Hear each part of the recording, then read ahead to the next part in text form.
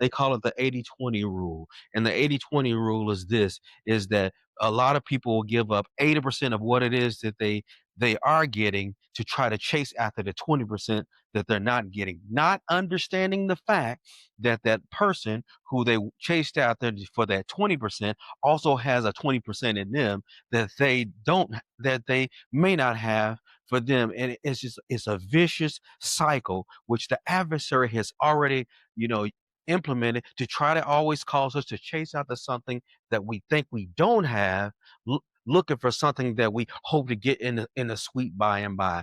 When was the first time he ever did this? He did this in the Garden of Eden. Now you think about it. Adam and Eve were in the Garden of Eden, and God had prepared everything for them before they ever got there. And he had already, he created their supply, he created their arrangements, he created everything that they would need to be able to fulfill the purpose, the plans, the pursuits that God had for their lives. In fact, he told Adam in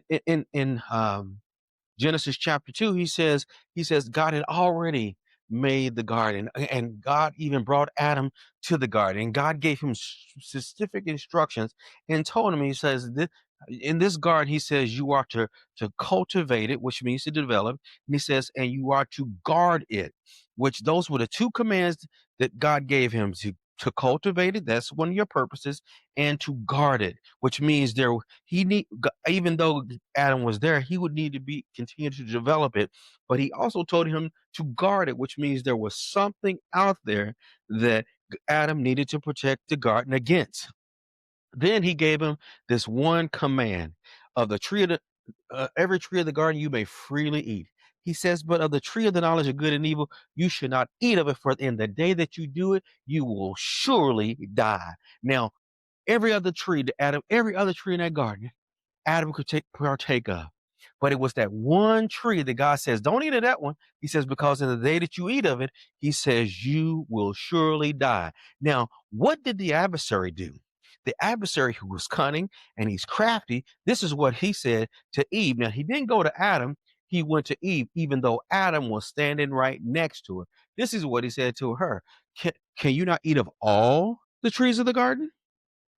And then her reply was, yeah, we can eat of all the trees of the garden except that one tree, because of the one tree we cannot eat of, nor shall we even touch it.